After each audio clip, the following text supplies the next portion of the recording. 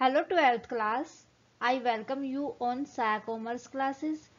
एक ऐसा चैनल जहां पर आपको कॉमर्स के हर एक सब्जेक्ट की क्लासेस फ्री ऑफ कॉस्ट मिलती हैं। आज हम डिस्कस करेंगे स्टूडेंट इकोनॉमिक्स के chapter national income and related aggregates को।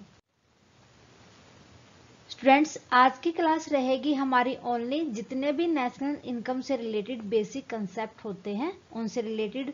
मीन्स स्टॉक क्या होता है, इन्वेस्टमेंट्स क्या होती है, गुड्स क्या होती है, फ्लो क्या होती है, इंटरमीडिएट गुड्स क्या होती हैं। जितनी भी हम बेसिक टर्म्स यूज करते हैं जो नेशनल इनकम के टाइम पर, वो सब आज की क्लास में हम डिस्कस करने वाले हैं। देखते हैं आज की क्लास बिना टाइम वेस्ट किए हुए। स्टूडेंट, आज की क्लास में हम नेशनल इनकम से रिलेटेड जितनी भी बेसिक टर्म्स होते हैं, बेसिक कंसेप्ट होते हैं, उन सबको अच्छे से क्लियर कर लेंगे ताकि आने वाली क्लास के अंदर जब हम नेशनल इनकम को डिस्कस करें तो हमें हर एक टर्म का मीन्स अच्छे से क्लियर हो। पहली टर्म है हमारे सामने गुड्स। स्टूडेंट्स, गुड्स वो होती हैं, वो ऑब्जेक्ट होता है जिसका फिजिकल एग्जिस्टेंस होता है। ये फिजिकल एग्जिस्टेंस वाले ऑब्जेक्ट भी हो सकते हैं या मैन मेड ऑब्जेक्ट भी हो सकते हैं जिनका मार्केट के अंदर खुद का एक वैल्यू होती है या खुद का एक प्राइस होता है। और ये गुड्स वो मटेरियल्स होते हैं जो ह्यूमन वांट्स को सेटिस्फाइड करते हैं और उनको यूटिलिटी प्रोवाइड करते हैं। मीन्स जो भी कस्टमर की बेसिक नीड्स होती हैं उनको सेटिस्फाइड कर देते हैं और उनको यूटिलिटी, उनका जो यूज करना होता है, उनके लिए जो उपयोगिता है उन गुड्स की, वो फुलफिल करती है, प्रोवाइड करती है। स्टूडेंट, उसके बाद आता है कंजप्शन गुड। कंजप्शन गुड्स का वो पार्ट्स होता है जो किसी भी कस्टमर को फाइनली सेटिस्फेक्शन देता है, जो उसकी वांट्स को सेटिस्फाइड करता है डायरेक्टली। मीन्स जिस टाइम पर उसको नीड होती है उस गुड्स की, तभी उसको कंजप्शन कर पाए, वो कंजप्शन गुड्स होती हैं। देखो, डेली यूज में हम जितनी भी गुड्स को यूज करते हैं वो हमारी कंजप्शन गुड्स कहलाती हैं। फॉर एग्जाम्पल ले लो, फूड ग्रेन हो जाएगा, मिल्क हो जाएगा, वेजिटेबल्स हो जाएंगी, बटर हो जाएगा। ये सारी की सारी गुड्स हमारी कंजम्पशन गुड्स होती हैं जिनका डायरेक्टली कनेक्ट होता है कस्टमर से और वो उसकी वांट्स को डायरेक्टली सेटिस्फाइड कर पाती हैं। ओके, उसके बाद आती हैं student capital goods. Capital goods वो गुड्स होती हैं, गुड्स का वो टाइप जो हमें लॉन्ग टाइम के सेटिस्फेक्शन होता है उसको फुलफिल करती हैं। अब ये लॉन्ग टाइम का सेटिस्फेक्शन से मतलब क्या हो जाएगा? मान लो हमने कोई प्लांट खरीद लिया, कोई मशीनरी खरीद ली, कोई बिल्डिंग खरीद ली, कोई लैंड खरीद ली। अब देखो, जो वो गुड्स के ऊपर हमने जो गुड्स खरीदी है, जिसके ऊपर हमने इन्वेस्ट किया है, क्या हमें उसका फायदा तभी मिलेगा, सेटिस्फेक्शन तभी होगा? नहीं, वो इनडायरेक्टली सेटिस्फाइड करेंगी हमारी वांट्स को। इसीलिए कहा जाता है स्टूडेंट, जो कैपिटल गुड्स होती हैं वो इन्वेस्टमेंट के लिए होती हैं या हमारे प्रोडक्शन को इंक्रीज करने के लिए बनाई जाती हैं, खरीदी जाती हैं, like plant and machinery. Okay, उसके बाद आती है फाइनल गुड्स।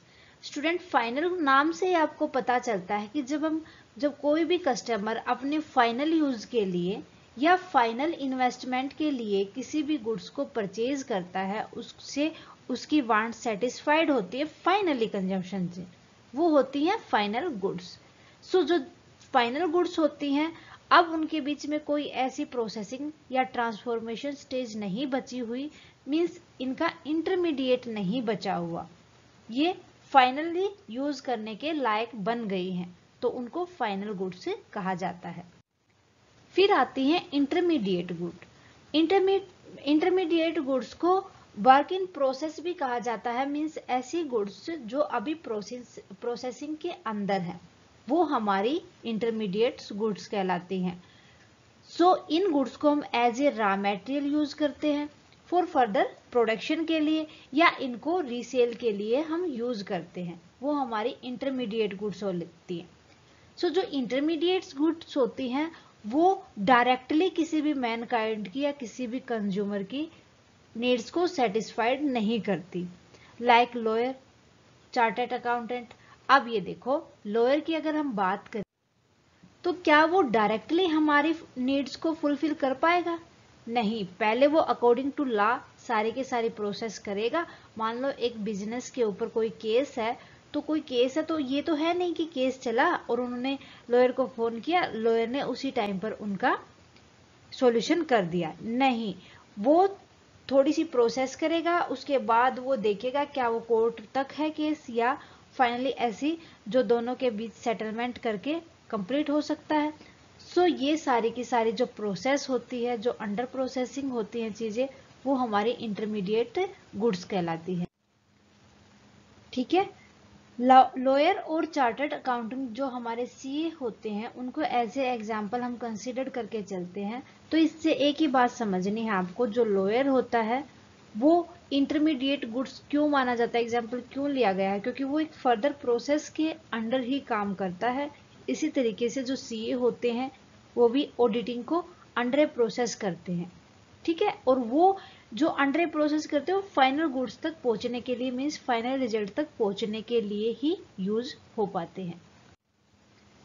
फिर उसके बाद बात करें हम इन्वेस्टमेंट की, तो इन्वेस्टमेंट एक ऐसा एडिशन लेके आना होता है हमारे कैपिटल के अंदर जो फिजिकल स्टॉक्स को इंक्रीज करता है, ऐड करता है during a period of time. Investment क्या होती है हमारी, addition made to the physical stock. Physical stock के अंदर ज्यादा बढ़ाना, किसका, कैपिटल को बढ़ाने के लिए, किसमें, एक स्पेसिफिक जो टाइम पीरियड होता है उसके अंदर। ठीक है, कैपिटल फॉर्मेशन, देखो नाम से ही आपको पता चल रहा है, फॉर्मेशन बनाना, कैपिटल को बढ़ाना, मींस कैपिटल फॉर्मेशन का मतलब यहां पर ये हो जाएगा स्टॉक ऑफ कैपिटल के अंदर चेंजेस लेके आना। क्या करना, स्टॉक ऑफ कैपिटल के अंदर चेंज करना, चेंजेस लाना, वो हमारा कैपिटल फॉर्मेशन कहलाता है। ठीक है, आगे देखो। फिर आता है हमारा डेप्रिसिएशन। भाई डेप्रिसिएशन जब हम किसी भी फिक्स्ड कैपिटल को लगातार कंज्यूम करने के बाद यूज करेंगे, तो जो यूज करने से उसकी वैल्यू के अंदर जो भी कमी आती है वो हमारा डेप्रिसिएशन कहलाता है। डेप्रिसिएशन क्या होता है, fall in the value of fixed capital due to the normal wear and tear. उसको नॉर्मली यूज करने से जो उसकी वैल्यू कम होती है वो डेप्रिसिएशन कहलाती है। डेप्रिसिएशन को दूसरा नाम दिया गया है consumption of fixed capital. Fixed capital को यूज करना, कंज्यूम करना। ओके, उसके बाद हम बात करते हैं ग्रोस इन्वेस्टमेंट की। भाई ग्रोस इन्वेस्टमेंट होते हैं वो टोटल एडिशन होता है जो हम अपनी फिजिकल स्टॉक ऑफ कैपिटल के अंदर एक टाइम पीरियड के अंदर लेके आते हैं। मींस उसके अंदर जितना भी एक्स्ट्रा हम स्टॉक ऑफ कैपिटल डालते हैं वो हमारा ग्रोस इन्वेस्टमेंट कहलाता है। याद रखनी है आपको बात, ग्रोस इन्वेस्टमेंट के अंदर डेप्रिसिएशन इंक्लूड होता है, एक्सक्लूड नहीं होता। सो ग्रोस इन्वेस्टमेंट हो जाएंगी हमारी नेट इन्वेस्टमेंट प्लस में डेप्रिसिएशन हमारी ग्रोस इन्वेस्टमेंट हो जाएंगी। ओके, नेट इन्वेस्टमेंट का मीन्स ये होता है स्टूडेंट, जितना भी हमने अपने रियल स्टॉक ऑफ कैपिटल को एक टाइम पीरियड के अंदर बढ़ाया है, अब क्या लेना, जितना रियल स्टॉक को जितना ज्यादा, जितना रियलिटी में हमने बढ़ाया है वो हमारा नेट इन्वेस्टमेंट होता है। नेट इन्वेस्टमेंट हमारा ग्रोस इन्वेस्टमेंट का उल्टा होता है। नेट इन्वेस्टमेंट के अंदर डेप्रिसिएशन इंक्लूड नहीं होता, डेप्रिसिएशन को हम एक्सक्लूड कर देते हैं। सो यहाँ पर हमारा नेट इन्वेस्टमेंट हो जाएगा, ग्रोस इन्वेस्टमेंट में से अगर डेप्रिसिएशन हम माइनस करते हैं तो वो हमारा नेट इन्वेस्टमेंट होता है। क्लियर है। फिर बात करते हैं हम स्टॉक की। स्टॉक एक ऐसी इन्वेस्टमेंट होती है स्टूडेंट जो हमें उस कंपनी के अंदर ओनरशिप दिलवाती है। तो मतलब जब हम थोड़ा सा इन्वेस्टमेंट करके अगर उस कंपनी के ओनर बनते हैं तो वो स्टॉक कहलाता है। ठीक है, जो इन्वेस्टर होते हैं वो स्टॉक को खरीदते हैं क्योंकि उनको ये लगता है कि थोड़े टाइम के बाद उनकी वैल्यू इंक्रीज हो जाएगी, इसीलिए जो स्टॉक होता है वो एक इन्वेस्टमेंट होती है। ठीक है, जब कोई भी कंपनी परचेज करती है स्टॉक को, तो वो मान लो उस कंपनी का छोटा सा पार्ट परचेज कर रही है जिसको शेयर कहा जाता है, इसीलिए तो वो ओनर बनते हैं, क्योंकि यही तो माना जाता है कि उसका कुछ पार्ट्स हमने परचेज कर लिया। तो परचेज कर लिया तो दैट मीन क्या हो जाएगा, जो स्मॉल पीस ऑफ कंपनी जो हमने परचेज किया है वो एक शेयर ही तो होगा, वो हमारा स्टॉक माना जाएगा। ठीक है, और हम मान लेंगे कि हम थोड़े से उस कंपनी के ओनर हो गए। ठीक है, फिर आता है हमारा फ्लोज। स्टूडेंट, अगर फ्लोज की हम बात करें तो ये एक ऐसी क्वांटिटीज होती है जिनको हम यूनिट में कंसीडर्ड या मेजर करके चलते हैं एक टाइम पीरियड के अंदर। फ्लो का मतलब ये माना जाता है किसी बिजनेस के अंदर कितनी इनकम हुई है या उन्होंने कितना एक्सपेंडिचर किया है एक पीरियड के अंदर, एक टाइम पीरियड के अंदर। ठीक है, वो टाइम पीरियड 1 मंथ भी हो सकता है, 1 ईयर भी हो सकता है। एक कंपनी जितने एक्सपेंस करती है और जितनी उसके पास इनकम आती है वो फ्लो कहलाता है। फिर बात करते हैं हम सर्कुलर फ्लो ऑफ इनकम का। देखो, सर्कुलर फ्लो ऑफ इनकम से आपको ये चीज समझनी है सर्कुलर में।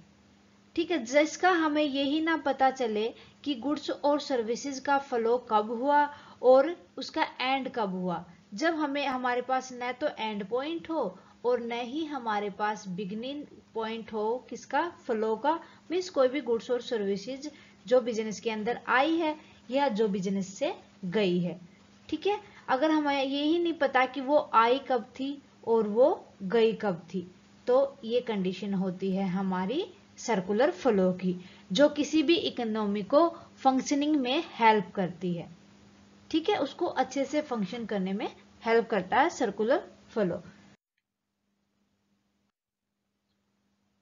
अब आता है लीकेज। देखो, लीकेज का आप सबको हिंदी में मतलब पता होगा, बहाव। यहाँ पर अगर इकोनॉमिक्स के अंदर नेशनल इनकम कंसीडर करने जाते हैं तो उस केस में लीकेज का मतलब आपको एक ही बात याद रखनी है कि वो अमाउंट मनी की जो सर्कुलर फ्लो से विड्रॉ कर ली है, बाहर निकाल ली है। लीकेज का मतलब क्या होता है, बाहर निकालना, और इंजेक्शन का मतलब क्या होता है, वो इंजेक्ट करना अमाउंट में सर्कुलर फ्लो ऑफ इनकम के अंदर ऐड करना। ठीक है, और ये लीकेज हो सकता है इन फॉर्म ऑफ टैक्सेस और सेविंग। या तो हम टैक्स पे कर देंगे या हम अपने बिजनेस के अंदर सेव कर लेंगे, तो वो भी तो सर्कुलर फ्लो ऑफ इनकम के अंदर ऐड होगा। ठीक है, जो लीकेज होता है उससे जो एग्रीगेट डिमांड होती है और लेवल ऑफ इनकम होता है वो हमेशा रिड्यूस होता है। इन केस ऑफ इंजेक्शन में हमने क्या किया है, यहाँ पर मनी को ऐड किया है किसके अंदर, सर्कुलर फ्लो ऑफ इनकम के अंदर। अब जो इंजेक्ट किसके अंदर कौन कर सकता है, गवर्नमेंट या इंपोर्ट की वजह से हो सकता है, तभी तो हमारी इनकम इंजेक्ट होगी, बढ़ेगी।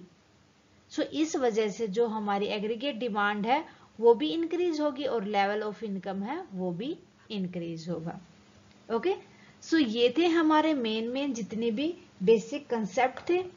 उम्मीद है कि आपको हर एक अच्छे से समझ आ गया होगा। जब हम नेशनल इनकम निकालेंगे तो आपको हर एक मीनिंग अच्छे से क्लियर होगा। सो आज के लिए बस इतना ही, मिलते हैं नेक्स्ट क्लास में एक और न्यू टॉपिक के साथ। सो आने वाली क्लास को बिल्कुल भी मिस ना करें स्टूडेंट, और आज वाली क्लास को परफेक्टली समझ लें। स्टूडेंट, आपको कोई भी डाउट रहता है किसी भी टॉपिक के रिगार्डिंग तो आप हमें कमेंट सेक्शन में लिख दें। जितना जल्दी पॉसिबल होगा हम आपके डाउट को क्लियर करेंगे। और स्टूडेंट, आज की क्लास आपको कैसी लगी वो भी आप हमें कमेंट करके बताएं। अच्छी लगे तो प्लीज लाइक और अदर स्टूडेंट के साथ ज्यादा से ज्यादा शेयर करें। थैंक यू स्टूडेंट, मिलते हैं नेक्स्ट क्लास में।